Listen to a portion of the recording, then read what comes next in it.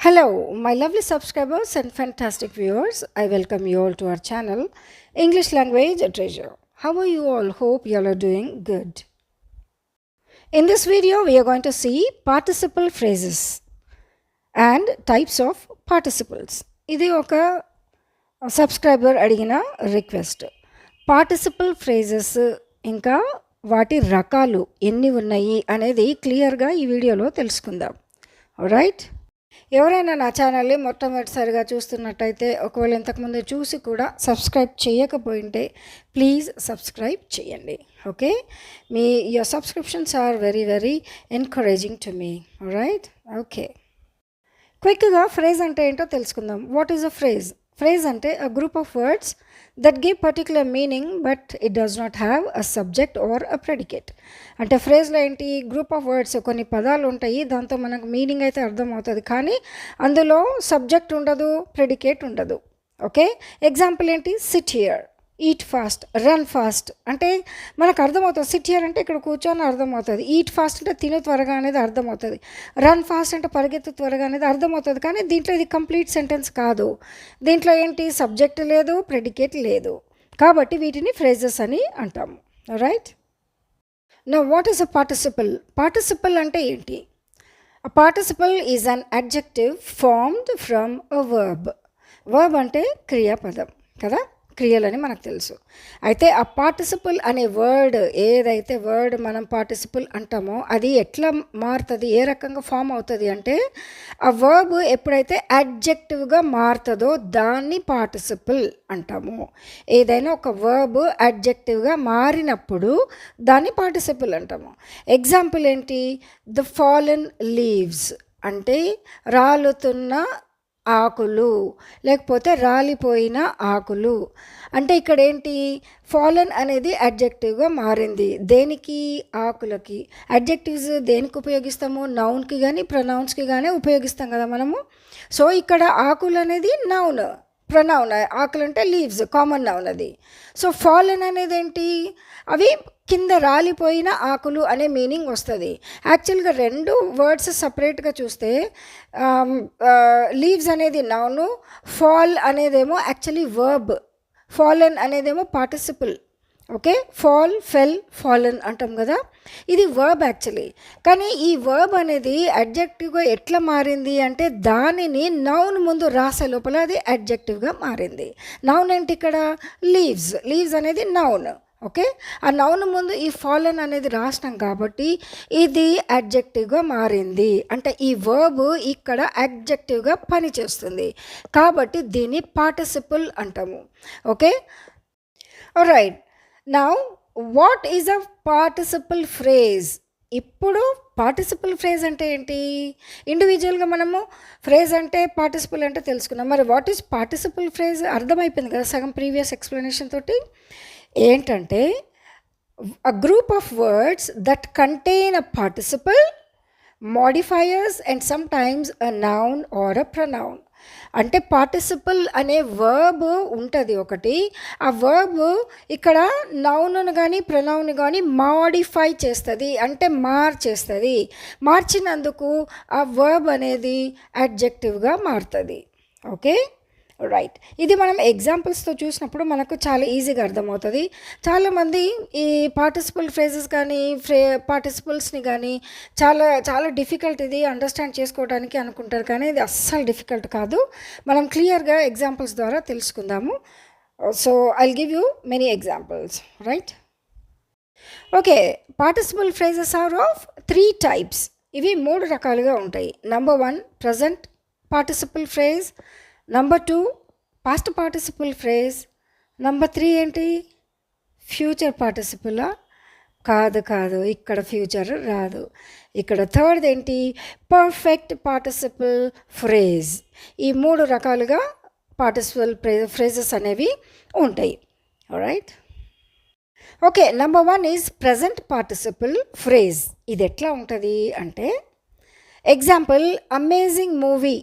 Movie అనేది noun, amazing అనేది ఆ మూవీని డిస్క్రైబ్ చేస్తుంది. అమేజింగ్ అనేది యాక్చువల్లీ ఇట్స్ అ వర్బ్, కానీ ఇక్కడ మూవీ ముందు కంటిన్యూస్లో పెట్టిన ఐఎన్జీ ఫామ్ వస్తుంది ప్రజెంట్ పార్టిసిపుల్లో. అక్కడున్న వర్బ్కి ఐఎన్జీ ఫామ్ వచ్చి దాని తర్వాత నౌన్ వస్తుంది. అప్పుడు దాన్ని ప్రజెంట్ పార్టిసిపుల్ ఫ్రేజ్ అని అనడం జరుగుతుంది. Okay, second example, challenging job. అంటే ఛాలెంజ్ అనేదేమో వర్బ్, ప్రజెంట్ పార్టిసిపుల్ కాబట్టి దానికి ఐఎన్జీ యాడ్ అవుతుంది, ఛాలెంజింగ్. జాబ్ అనేది noun. Okay, so challenging job. Charming lady. Charm అనేది వర్బ్, ఐఎన్జీ అనేది ప్రజెంట్ పార్టిసిపుల్లో యాడ్ అవుతుంది, లేడీ అనేది నౌన్.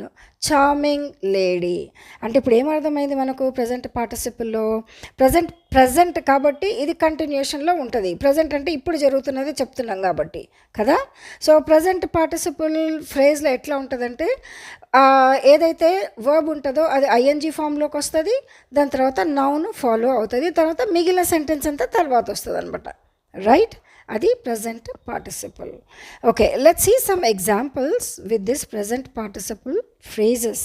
రైట్, ఈ పార్టిసిపుల్ ఫ్రేజ్ సెంటెన్సెస్ ఏ రకంగా ఫామ్ అవుతాయి అనేది మనము ఎగ్జాంపుల్లో చూద్దాము. 2 సెంటెన్సెస్ ఉంటాయి, వాటిని పార్టిసిపుల్ ఫ్రేజ్ సెంటెన్సెస్గా మార్చడం చూద్దాం. Okay, first example is I can smell the cake. Second sentence is it is baking in the oven. It is baking in the oven. ఇవి 2 sentences. I can smell the cake, it is baking in the oven. ఈ 2 sentences ఉన్నాయి. ఇప్పుడు దీన్ని మనం participle phrase సెంటెన్స్గా మార్చాలి. ఏ రకంగా మారుతుంది? I can smell the cake baking in the oven. దీన్ని ఒక్కటిగా మార్చాలి. I can smell the cake comma baking in the oven. ఇక్కడ కేక్ తర్వాత కామా వస్తుంది, ఇట్ ఈజ్ అనేది మొత్తము కట్ ఆఫ్ అయిపోతుంది, ఉట్టి బేకింగ్ ఇన్ ది అవన్ అనేది దాని కామా పక్కన యాడ్ చేయడం అనేది జరుగుతుంది ఆ సెంటెన్స్లో. ఇప్పుడు ఈ సెంటెన్స్ అంతా ఒకటే అయిపోయింది. I can smell the cake baking in the oven. అయితే ఇది పార్టిసిపుల్ ఫ్రేజ్ సెంటెన్స్ ఎట్లా అయిందంటే ఈ బేకింగ్ ఇన్ ది అవన్ అనేది దేని గురించి చెప్తుంది? ఆ కేక్ గురించి చెప్తుంది. ఇదంతా describing sentence. Baking in the oven what? ఆ కేక్. అంటే బేకింగ్ ఇన్ ది అవన్ అనేది కంప్లీట్ ఎక్స్ప్లెనేషన్ ఆర్ డిస్క్రిప్షన్ చెప్పబడింది. దేనికోసము అంటే కేక్ కోసం చెప్పబడింది. రైట్, ఆ స్మెల్ వస్తుంది కేక్ది. ఎందుకు? అది బేకింగ్ ఇన్ ది అవన్, అవన్లో బేక్ అవుతుంది కాబట్టి ఆ బేకింగ్ ఇన్ ది అవన్ అనేదంతా కేక్ గురించి చెప్తున్న డిస్క్రిప్షన్ అన్నమాట. కాబట్టి బేకింగ్ ఇన్ ది అవన్ అనేది కంప్లీట్గా ప్రజెంట్ పార్టిసిపుల్ ఫ్రేజ్. ఓకే, అది కేక్ గురించి చెప్తుంది. సో ఈ I can smell the cake baking in the oven, baking in the oven అనే మొత్తం సెంటెన్స్ ఇది ప్రజెంట్ పార్టిసిపుల్ ఫ్రేజ్. ఓకే, ఎందుకంటే ఇదంతా ఆ కేక్ గురించే చెప్తుంది. Right, okay okay second example చూద్దామా. దేర్ ఇస్ అ ఉమెన్, అదొక sentence. She is waiting in the car, అది ఇంకో సెంటెన్స్. ఓకే, ఇప్పుడు దీన్ని ప్రజెంట్ పార్టిసిపుల్గా ఫ్రేజ్గా ఏ రకంగా మారుతుంది ఇది అంటే there is a woman comma waiting in the car. అక్కడేంటి షీ ఈజ్ అనేది కట్ ఆఫ్ అయిపోతుంది, అయిపోయి వెయిటింగ్ ఇన్ ద కార్ అనేది యాడ్ చేయడం అనేది జరుగుతుంది. Okay, there is a woman waiting in the car అంటే కార్లో ఎవరు వెయిటింగ్ చేస్తూ ఉన్నారు, ఎవరు వాళ్ళు, ఎవరి గురించి చెప్తుంది? ఆ ఉమెన్ గురించి, అక్కడున్న ఆమె గురించి చెప్తుంది. దెర్ ఈజ్ అ ఉమెన్, అక్కడ ఒక ఆమె ఉంది, ఆమె గురించి చెప్పబడిన ఈ ప్రజెంట్ పార్టిసిపుల్ ఫ్రేజ్ ఏంటి? Waiting in the car. ఈ వెయిటింగ్ అనేది ఇక్కడ ప్రజెంట్ పార్టిసిపుల్గా మారింది, waiting in the car. Okay, waiting in the car అనేది ఒక ఉమెన్ని రిప్రజెంట్ చేస్తుంది. కార్లో వెయిట్ చేస్తున్నారు ఎవరు అంటే ఆ ఉమెన్ అని అర్థం. ఓకే, సో ఈ వెయిటింగ్ ఇన్ ద కార్ అనే మొత్తం సెంటెన్స్ ఆ ఉమెన్ గురించి చెప్తుంది కాబట్టి ఇది ప్రజెంట్ పార్టిసిపుల్ ఫ్రేజ్ అని దీన్ని చెప్పటం జరుగుతుంది. ఓకే, ఎందుకు? వెయిటింగ్ అనేది, వెయిట్ అనేది ఐఎన్జీ ఫామ్ తీసుకుంది కదా కాబట్టి. అయితే ఇక్కడ వెయిటింగ్ ఇన్ ద కార్ అనేది మధ్యలో వచ్చింది. కొన్నిసార్లు ఈ పార్టిసిపల్ ఫ్రేజెస్ మొదట్లో రావచ్చు, మధ్యలో రావచ్చు, ఎండింగ్లో కూడా రావచ్చు. దాని పొజిషన్ ఈ 3 ప్లేసెస్లో ఎక్కడైనా ఉండొచ్చు according to the formation of the sentence. మనం ఏ రకంగా సెంటెన్స్ ఫార్మేషన్ జరుగుతుందో, మీనింగ్ వస్తుంది అనుకుంటామో దాని ప్రకారము దీని పొజిషన్ కూడా మారడం అనేది జరుగుతుంది. Okay, let's see one more example. So look at the trees, they are blowing in the wind. Look at the trees, they are blowing in the wind. ఇవి 2 sentences. Look at the trees అనేది ఒక sentence, they are blowing in the wind అనేది ఇంకొక sentence. ఇప్పుడు దీన్ని participle ఫ్రేజ్గా present participle, ఎందుకంటే blowing అనేది ING ఫామ్లోకి వచ్చింది కాబట్టి దీన్ని ప్రజెంట్ పార్టిసిపల్ ఫ్రేజ్గా ఏ రకంగా మారుతుంది అనేది చూద్దాం. యాక్చువల్లీ ఈ సెంటెన్స్ అంతట్లో కీవర్డ్ ఏంటి మనకు ఏమర్థమవుతుంది? బ్లోయింగ్ ట్రీస్ అంటే ఊగుతున్న చెట్లు, దాని గురించి చెప్పడం అనేది జరుగుతుంది. దాన్ని సెంటెన్స్లో ఫామ్ చేస్తే ఈ రకంగా వస్తుంది అనమాట. Okay, so look at the trees comma blowing in the wind, అంటే గాలిలో ఊగుతున్న చెట్లు అని అర్థము. లుక్ ఎట్ ద ట్రీ, ఆ చెట్లు చూడండి, గాలిలో ఊగుతున్న ఆ చెట్లని చూడండి. ఏ చెట్లు? గాలిలో ఊగుతున్న చెట్లు. So look at those trees blowing in the wind. So ఈ రకంగా ఈ ప్రజెంట్ పార్టిసిపల్ ఫ్రేజెస్ అనేవి మారుతూ ఉంటాయి, ఫార్మేషన్ జరుగుతూ ఉంటుంది. సో ఇక్కడ మనం ఏం చూడాలంటే అక్కడున్న వర్బ్ అడ్జెక్టివ్ ఫామ్ తీసుకుంది అంటే ఆ అడ్జెక్టివ్ ఏ నౌన్ని ఆ సెంటెన్స్లో నౌన్ గురించి చెప్తుంది అనేది చూడాలి. ఇక్కడ బ్లోయింగ్ అనేది ట్రీస్ గురించి చెప్తుంది, కానీ సెంటెన్స్ అంతా ఫామ్ అయ్యే లోపల అది ఎట్లయింది? Look at those trees blowing in the wind. Okay, ఆ చెట్లు చూడండి, బ్లోయింగ్ ఇన్ ద విండ్ అంటే గాలిలో ఊగుతున్న చెట్లను చూడండి, రైట్? సో ఈ విధంగా present participle phrases will form. Okay, let's see some more examples. The trolley arriving at the station is yellow. Okay, the trolley arriving at the station is yellow అంటే trolley ఏదైతే స్టేషన్లోకి వస్తుందో అది ఎల్లోగా ఉంది అని అర్థం. అంటే ఇక్కడ తెలుగులో మనకేమొచ్చింది? ఏదైతే వస్తుందో అనేదే ప్రజెంట్ పార్టిసిపల్ ఫ్రేజ్ అన్నమాట. ఓకే, తెలుగులో అయితే మనకు అట్లా వస్తుంది.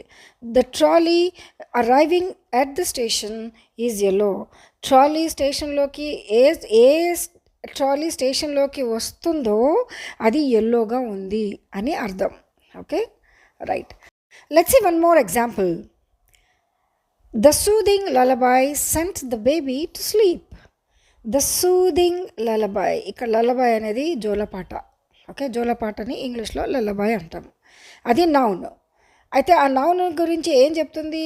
ఇక్కడ వర్బ్ సూదింగ్ అంటే ఇది అడ్జెక్టివ్. సూద్ అనేది యాక్చువల్లీ వర్బ్. సూదింగ్ లలబై అనగానే ఇది అడ్జెక్టివ్ అయిపోయింది. Okay, the soothing lullaby sent the baby to sleep అంటే హాయినిచ్చే జోలపాట ఆ శిశువును నిద్రలోకి పంపింది. అంటే ఆ పాపని, చిన్న శిశువుని నిద్రలోకి పంపింది. ఏంటి? హాయినిచ్చే జోలపాట అంటే ఆ పాట గురించి, జోలపాట గురించి ఇక్కడ ఏం చెప్పబడుతుంది? హాయినిచ్చే జోలపాట. అదేం చేసింది? ఆ బేబీని నిద్రలోకి పంపించింది. రైట్? సో ఇక్కడ ప్రజెంట్ పార్టిసిపల్ ఏంటి? The soothing lullaby. ఆ సూదింగ్ లలబై అనేది present participle. Okay, right. All right, one more example will see. అదేంటి? The barking dogs seldom bite. The barking dogs, ఇక్కడ బార్కింగ్ అనేది verb. Okay, present continuous verb barking. Dogs అనేది noun.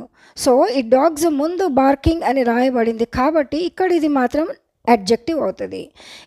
ఇట్లా 2 పదాలు వచ్చి adjective verb adjective అయింది అంటే మనం ఏమనుకున్నాము? అది ప్రజెంట్ పార్టిసిపల్ ఫ్రేజ్. సో మిగిలిన సెంటెన్స్ అంతా ఆ డాగ్స్ గురించిన ఎక్స్ట్రా ఇన్ఫర్మేషన్.